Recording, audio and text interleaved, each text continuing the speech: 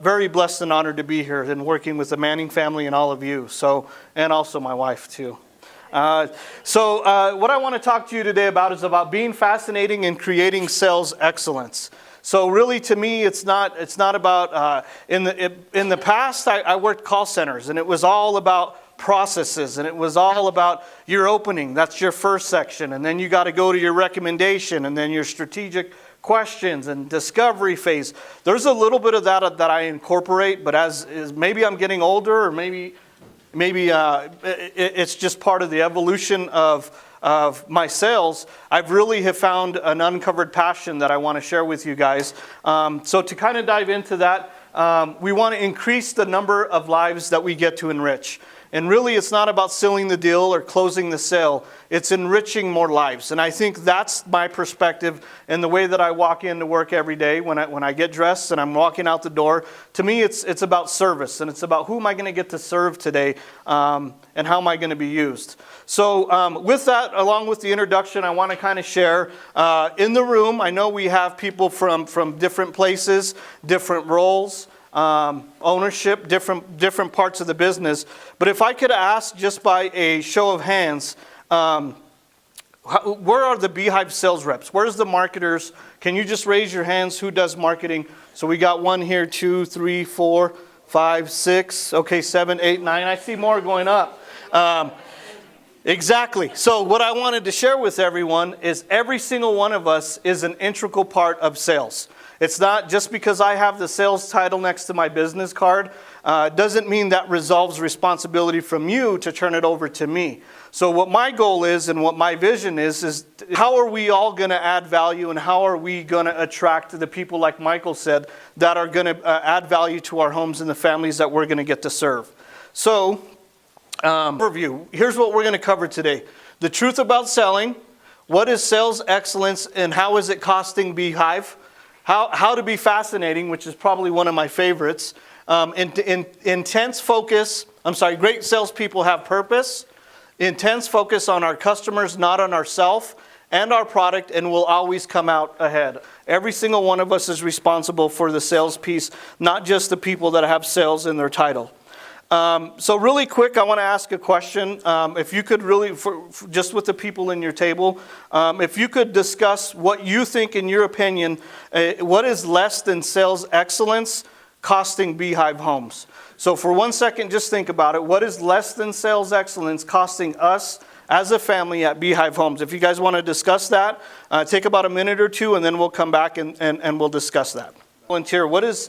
I heard Jay say about $10,000. No, it's about $100,000. Okay, we have a lot more than that. What else, in your opinion, what is less than sales excellence costing even just your home or costing Beehive as a whole? What do you guys think the number one source of referrals is? Michael, you can't answer this. Yes, good. Everyone, word of mouth. Absolutely the number one referral source, whether it's coming from your staff, family that you're serving, somewhere you were in the community. I remember working at Bank of America back in my former life, and it was always, you had to be branded with badges, right? You have your name badge on, and I see that we have that too. The reputation in the community that we uphold. I see some Beehive shirts representing who we are in the community. It absolutely could impact our reputation. So very good answer. I like that a lot. Thank you. We got to go, like Michael was saying earlier, we got to go to Florida and listen to Hogshead is her last name. Sally Hogshead, thank you. So what Sally was saying is how to be fascinating. Focusing on how we can take it up a notch, be a better ourselves. So one of the things I wanted to share, and I'll get into that as well with Sally, but up here is refuse to be drop dead average. Shut up, stop whining, and get a life. And also, this is another book, Your Kids Are Your Own Fault. I shared this with Kelly's staff. I actually went to Santa Fe. And back when I worked at Bank of America, I worked in call center for many years, in call center leadership and management there. And one of the things that I was always had this mindset when I was in that in that chapter of my life was, why me? This sucks. Why is this happening to me? I remember one time just so vividly, I'm from northern New Mexico, and I was driving home, and it was before I had a wife and kids, and I'm driving my nice Honda Accord with nice rims, tinted windows, happy, just going home to see my family, and it was when CDs still existed, right? Not iPods or MP3s. But so I reached up to get a CD. I'm going through a bridge right in a canyon up by Roy, New Mexico, where I'm from. And as I'm looking up, I grabbed the CD and I looked down, and there's an elk standing right in front of me. I couldn't go right. I couldn't go left. I had to end up hitting the elk, and it hit my front fender. Got out of the car. I was absolutely fine. The elk falls to the ground, gets up, and then just runs up the mesa. So I'm thinking, geez, that idiot, that elk, like seriously just tore up my car. So here I get out, and I'm thinking, Michael said it earlier, it's about being a victim. And I had this mindset just always of, geez, why does this always have to happen to me? I was introduced to this author, Larry Winget. And Larry Winget writes a book that says, shut up, stop whining, and get a life. To me, like Michael says, there's people he has relationships that don't even know him. Larry Winget has been an influential person in my life, and it's really definitely helped me make some changes personally. But then, so I sent Larry a Facebook message, and I said, Larry, thank you so much. Your book really encouraged me, so on and so forth. So he sends me a message back, and he says, Dean, I like the words that you used on my Facebook. Can I have your permission to put you in my next book? And I'm like, yeah, of course you can. So Your Kids Are Your Own Fault by Larry Winget, in the credits at the beginning of the book, he put me in his book. So I thought that was pretty cool. The next point is just a quote: when it quits being fun, quit.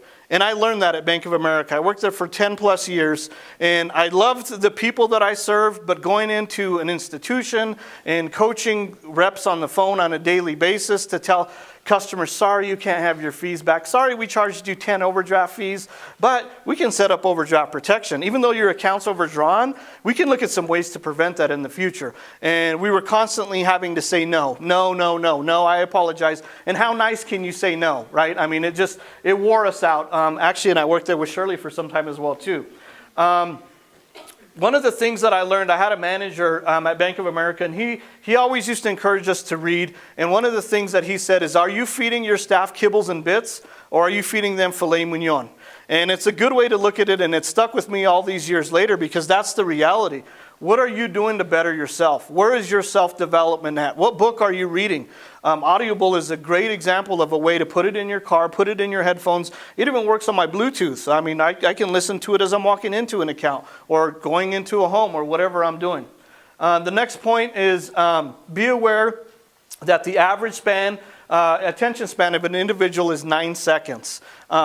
Through time, it's evolved. I think in the past it was like 20 seconds. But now with social media, Instagram, Snapchat, Twitter, all these things that we look at in the future. So you have 9 seconds really to impress your audience. Obviously, we're taking a little more than that today. But again, it's just about being aware. Become more of who you are. Again, with Sally Hogshead, what she says is don't fix yourself. Become more of who you are.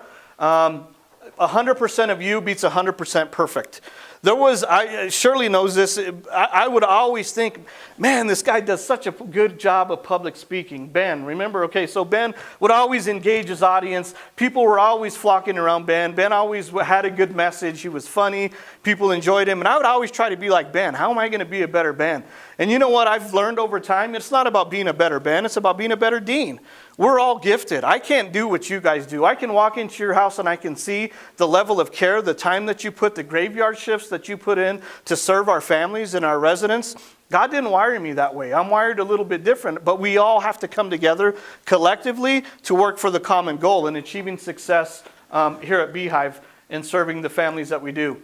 Think of sales like online dating. Another one of the phrases that has stuck with me forever. Has anybody ever heard this one? Sell the sizzle, not the steak. Tell me what it means. Or in your opinion.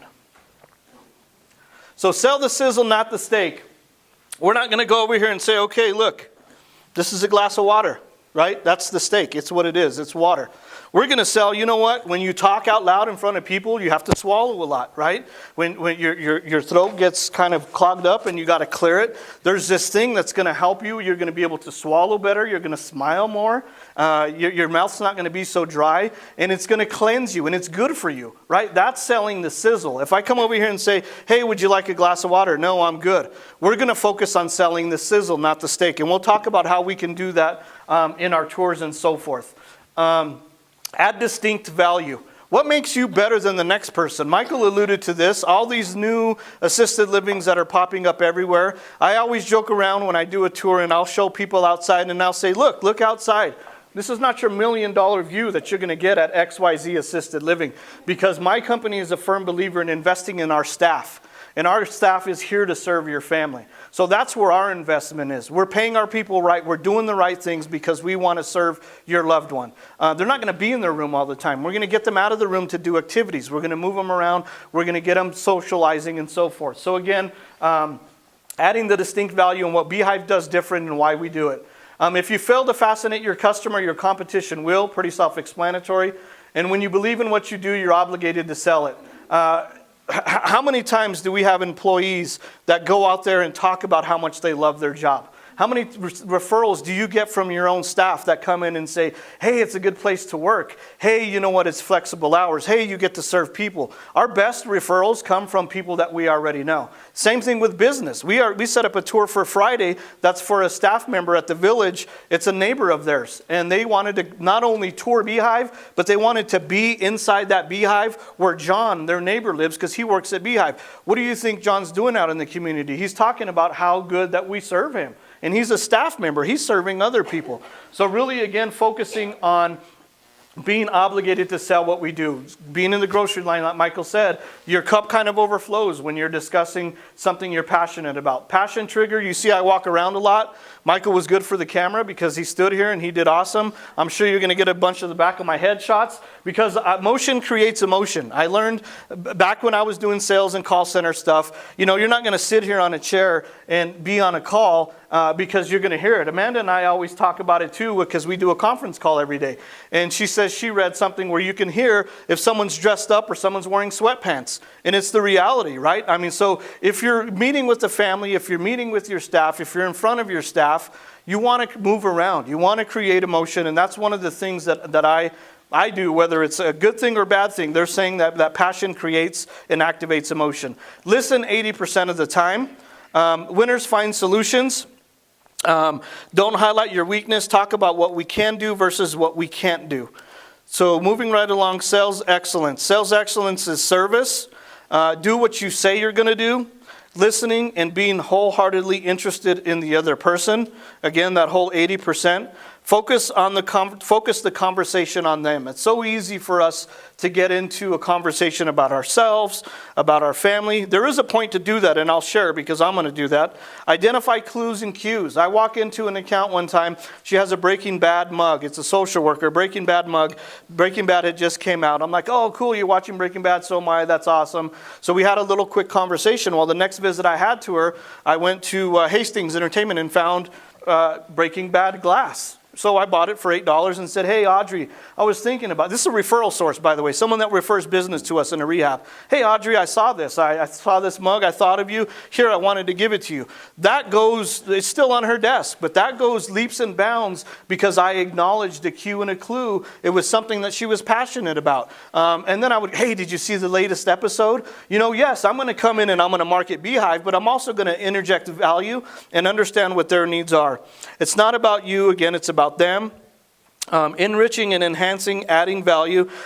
Really quick, just to share a story that actually almost even makes me tear up talking about it. So Michael's talking about experience, about hiring people with experience, and sometimes that's good, and sometimes it's good to hire somebody that doesn't have experience. Well, Shirley has one of her newest, if not her newest staff member. She had a resident that was passing away. And it was kind of unexpected, and it happened really fast. And so Shirley and I happened to call on a Sunday to basically send our regards to the family because I toured them, I met them, I knew them, they were nice people. Well, what the family told us, if it wasn't for Tyler holding my mom's hand as she passed away, I don't know what we would have done. It was new for Tyler. It was new for everybody. But that one little thing that he did, to sit there and hold her hand while mom was passing away, while the family could gather their thoughts, while they could call their family members to say, get down here, mom is passing away. To me, there's no price tag on that. What are they going to be doing when they get out in the community? They're going to talk about Tyler. Right? They're going to go to the restaurant. They're going to go with their friends at church. They're going to go to this grocery store, and they're going to be talking about the experience they had because Tyler made all the difference in the world. Another story really quick is Nick.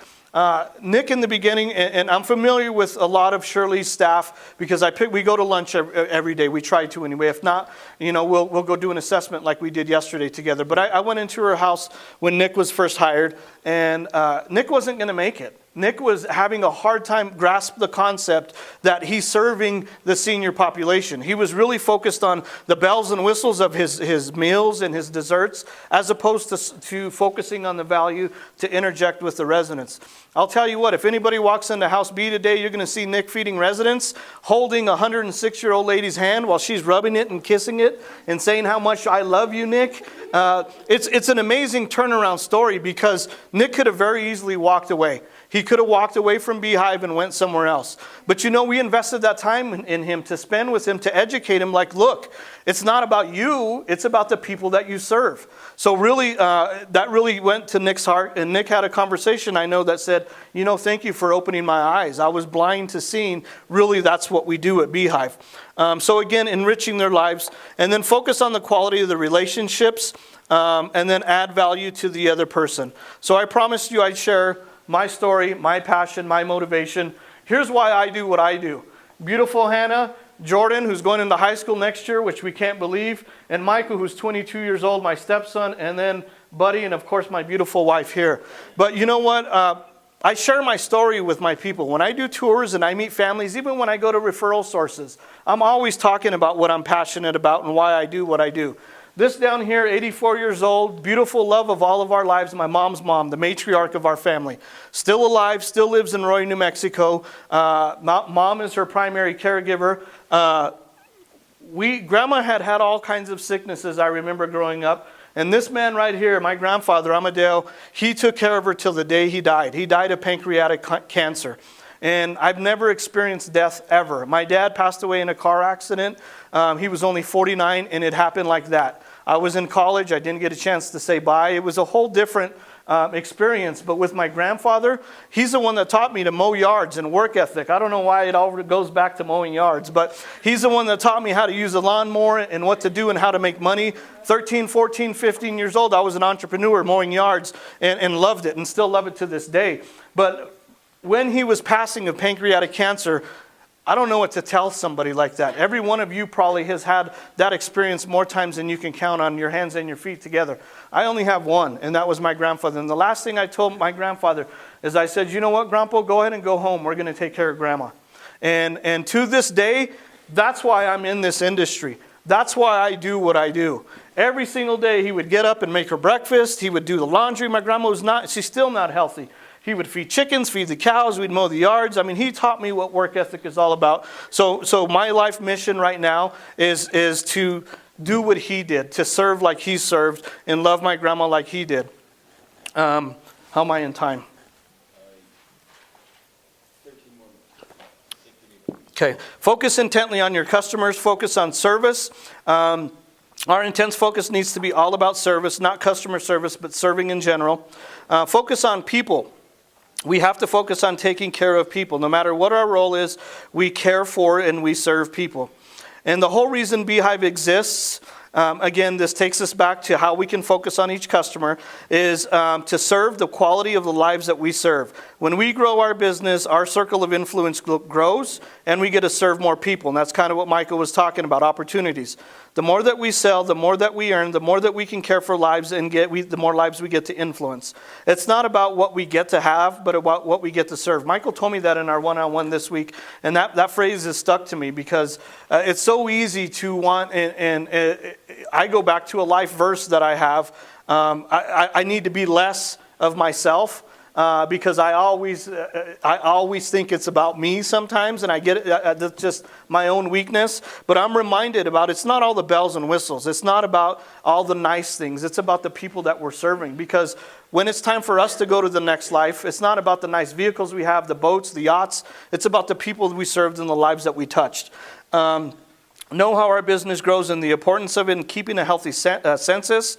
Dashboards, I know that was something that Michael rolled out last year. And managers have access to see what's coming in, what's coming out. And what's your role in all of that? Really focusing on how can you impact that bottom line.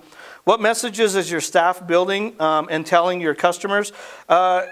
In your building, telling your customers. So when you have a tour, someone walks in, maybe I'm not there yet. I got tied up in another tour. Maybe I'm stuck in traffic, or maybe the manager's going to tour and she's meeting with the family. So you have someone coming in, which does happen a lot, and they're looking around, right? They're looking around, waiting for Dean, waiting for the house manager, whatever the case is. What is your building telling your families? I know one of the things that was pointed out is Michael and Jay and everyone does a phenomenal job walking around and picking up cigarette butts and gum wrappers and stuff on the ground, dead flowers. If you got dead flowers in the front of your house, what are you telling your family? If we're on a tour and we're selling our family how clean we are and how good we are, and we're going to change your family member when he's dirty. He's not going to sit in his soil. We're going to do laundry the day that he soils his pants. We're going to wash them the same day. But then we walk into a house and we can do this, and there's dust everywhere, right? There's stuff in rooms crammed in closets. What is that telling our tours? What is that telling our families? So really focus on it's the nonverbal communications, because you're going to get people in there that aren't going to ask you the questions. They're just going to observe. And you know what they're going to tell you? They're not going to tell you why they didn't move their mom and dad in there. They're not, because they just either don't want to hurt your feelings, or they got 10,000 things other to do. So really, what is your home telling your family? What kind of environment are you creating?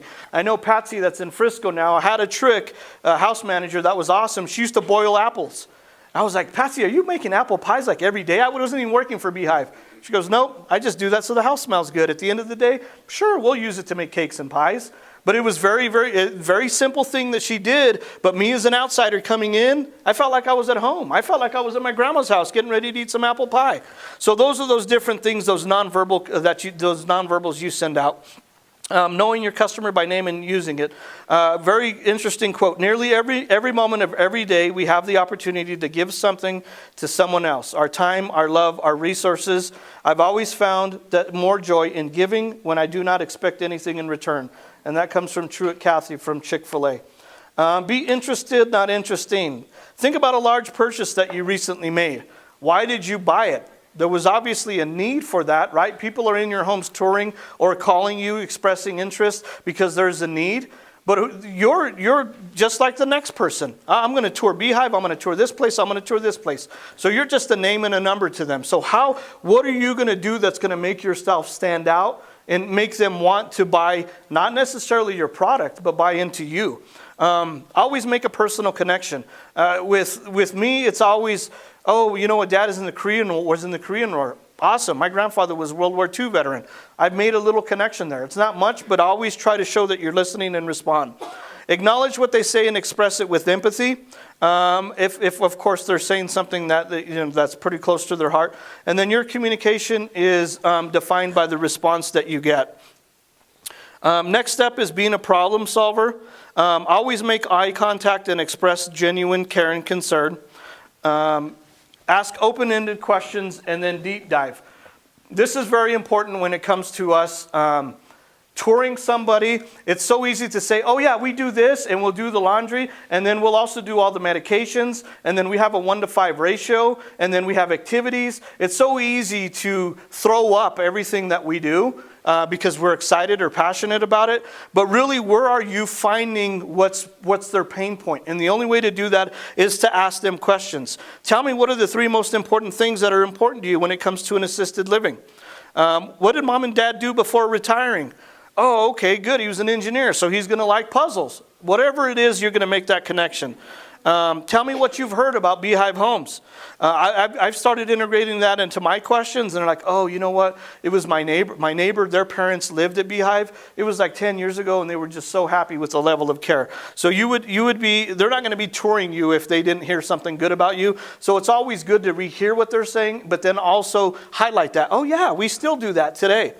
How have you been ensuring mom gets her medications? Well, we do med management, right? We know that. It's kind of a dumb question, but we're opening the door. Well, you know what? I have to go to work in the morning, and in the morning, I have to go put her meds. I have to make sure she takes them, and then my husband comes at lunch, and then at the end of the day, my sister comes, and then we fill her up, whatever. We're discovering those questions, but what are we selling right there? Peace of mind. We're taking that responsibility from them. And a big thing that I say, you know what, we're going to give you back. Kelly and I discussed this yesterday on the tour she had, and she did it so awesome.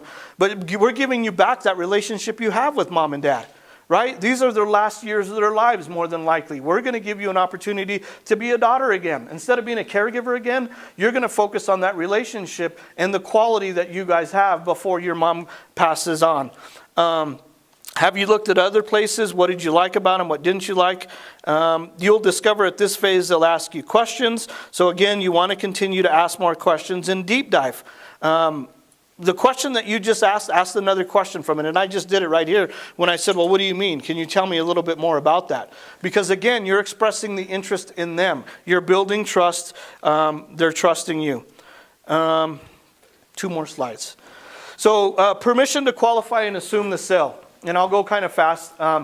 This is a place during the conversation when you ask for their business. It comes after they ask you buying questions. Because you told me, Ms. Smith, that it was important for you, XYZ, the next steps for us is to secure a deposit. This is going to ensure that we hold the room for your family member, not show it to anybody else. Are you prepared to do that today? Moving to the close, we call that, but it's also here, if you don't ask the question, the answer is always going to be no. If you leave it to will, how do you know they're going to move in? So you really want to kind of have a hook to bring them back.